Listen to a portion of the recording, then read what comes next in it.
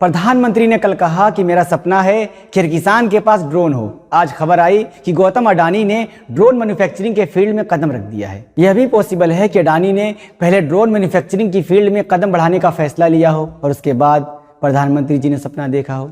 जो भी हो, इस अमेजिंग इत्तेफाक पर इंग्लिश का एक मुहावरा याद आता है, ग्रेट माइंड्स थिंक्स अलाइक, यानी महान लोग एक जैसा सोचते हैं। मॉडर्न एग्रीकल्चर में ड्रोन का इस्तेमाल फसलों की निगरानी और कई तरह के नुकसान से बचाने में है।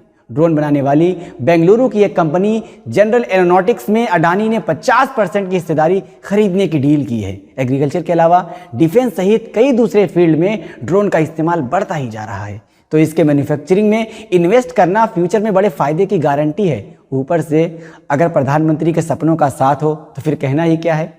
केंद्र सरकार देश में ड्रोन सेक्टर के विकास पर खासा जोर दे रही है और इसके लिए एक ड्रोन प्लानिंग भी तैयार की गई है। अडानी की प्लानिंग और प्रधानमंत्री के सपनों का मेल वाकई अमेजिंग है।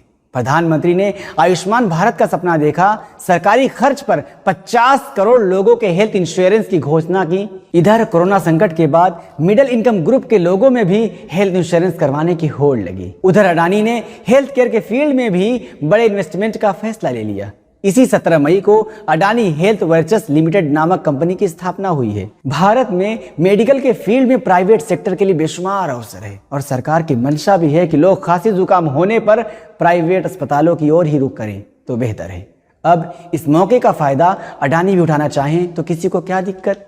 एक सरकारी pharma company HLL health care को सरकार बेचने वाली है और जाहिर है प्रधानमंत्री के सपनों के साथ ही अडानी इस कंपनी को खरीदने की होड़ में भी आ गए हैं। प्रधानमंत्री का सपना है कि भारतीय रेल की बेसिक इंफ्रास्ट्रक्चर वर्ल्ड क्लास हो। देश के अहम रेलवे स्टेशनों की चमक दमक से लोगों की आंखें चौंधिया जाए। अडानी इस सपने को मुकाम तक पहुंचाने में जुट गए। उन्होंने अपनी गाड़ी कमाई के पैसों को रेलवे प्लेटफॉर्म वगैरह खरीदने में झोंक दिया और आगे भी झोंकेंगे। प्रधानमंत्री जी का सपना है कि देश के बड़े बंदरगाह और हवाई अड्डे मॉडर्न टेक्नोलॉजी और सुविधाओं से लैस हों। उनके सपनों को पूरा करने के लिए अडानी एक एक करके न जाने कितने बंदरगाह और एयरपोर्ट खरीद चुके। इसमें कोई शक नहीं कि आगे और खरीदेंगे, खरीदते जाएंगे। बीबीसी की रिपोर्ट बताती है कि मोदी जी के सपनों और अडानी के बिजनेस कोशिशों का साथ 2 दशक पुराना है, जब 2002 में मोदी जी गुजरात के मुख्यमंत्री बने थे। रिपोर्ट के मुताबिक 2002 में गौतम अडानी की कुल संपत्ति $76 करोड़ थी। 2014 में जब मोदी जी ने गुजरात छोड़ा तो इन 12 सालों में अडानी जी की कुल संपत्ति $1000 करोड़ से ज्यादा हो चुकी थी। यानी उन 12 सालों में उनकी संपत्ति में 13 गुना से भी ज्यादा इजाफा हुआ। उन 12 सालों में मोदी जी गुजरात के लिए सपने देखा करते थे, फिर 2014 में प्रधानमंत्री बन गए और तब से देश के लिए सपने देखने लगे। अब मोदी जी के सपने बड़े थे तो अडानी जी के दांव भी बड़े हुए। बीबीसी की उसी रिपोर्ट में ब्लूमबर्ग बिजनेस इंडेक्स के हवाले से बताया गया है कि फरवरी 2002 में गौतम अडानी की कुल संपत्ति $8,850 करोड़ हो गई थी। उस दिन वे मुकेश अंबानी को भी पछाड़कर देश के सबसे अमीर आदमी बन गए थे। यानी 2014 से 2022 तक के 8 साल के मोदी राज में अडानी की कुल संपत्ति में 9 गुने की बढ़ोतरी हुई। अब जब मोदी जी के सपने बड़े थे तो उन सपनों के साथ ही अडानी जी के फायदे भी बड़े होने थे।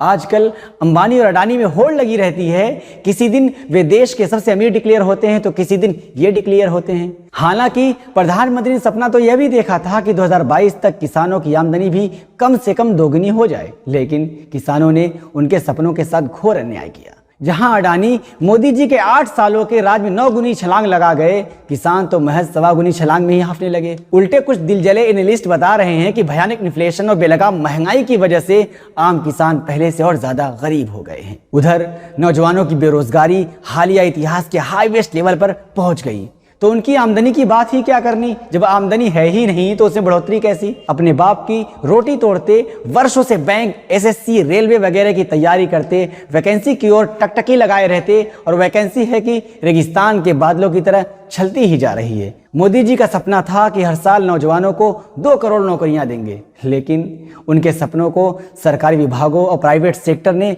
मिलकर भारी धोखा दिया। सरकारी विभाग वैकेंसी निकालने की जगह पोस्ट ही खत्म करने में ज्यादा दिलचस्पी दिखा रहे हैं। आज ही की खबर है कि रेलवे के बाबू लोग भरी दोपहर की तपती धूप में मुर्दाबाद मुर्दाबाद करते पसीने से तरबतर हो रहे थे, क्योंकि रेलवे ने नॉन सेफ्टी स्वंग के 72,000 पोस्ट को खत्म करने का फैसला लिया है। जब पोस्ट ही खत्म हो तो वैकेंसी कैसी, जब वैकेंसी ही नहीं तो बहाली कैसी। ये तो अच्छा हुआ कि दिल्ली के कुतुब मीनार से लेकर बनारस की मस्जिद तक की खुदाई के लिए नारे लगाने को नौजवानों की अच्छी खासी वैकेंसी आई है। उधर मध्य प्रदेश से लेकर कर्नाटक में भी इसी टाइप की वैकेंसियां की बहार है। जो नौजवान इतिहास की कब्रों को खोदने और खुदवाने में दिलचस्पी रखते हैं, उन्हें इंस्पिरेशन देने के लिए अक्षय कुमार की नई फिल्म पृथ्वीराज अगले सप्ताह आ रही है, जिसके ट्रेलर के अंत में बड़े बड़े हरफों में लिखा दिखता है, धर्म के लिए जिया हूं, धर्म के लिए मरूंगा। धर्म के लिए जिया हूं, धर्म के लिए मरूंगा। भले ही इतिहास के प्रोफेसर और छात्र पृथ्वीराज के धर्म के लिए जीने और धर्म के लिए मरने की बात सुनकर माथा पीट लें, वाट्सन यूनिवर्सिटी से इतिहास को जानने वाले नौजवानों के लिए तो यह मोटिवेशनल बात हो ही सकती है। वैसे मोदी जी 2014 से ही सपना देख रहे हैं कि देश के नौजवान स्किल्ड हों, ताकि देश को $5 ट्रिलियन वाली अर्थव्यवस्था बनाने में अपना इंपॉर्टेंट रोल निभा सके। अब इन नौजवानों को स्किल बनाने के लिए बड़े ही तामझाम से शुरू होने वाले कौशल विकास केंद्र ही सफेद हाथी साबित होने लगे तो क्या किया जा सकता है। बहरहाल बड़े सपने देखने के लिए मोदी जी को धन्यवाद कहना तो बनता ही है, और उनसे भी ज्यादा अडानी अंबानी का धन्यवाद बनता है, जिन्होंने बताया कि दिन दुनी रात चौगनी तरक्की किसे कहते हैं। हम लोग तो बचपन से सिर्फ इस मुहावरे को सुनते ही आ रहे थे। इन कॉर्पोरेट लीडर्स ने इन मुहावरों को सच करके भी दिखा दिया। हमारी पीढ़ी भी धन्य है जो सिर्फ धर्म और जात में उलझी हुई है। इसी तरह झूठ के परतों से सच को समझने के लिए देखते रहिए NIN।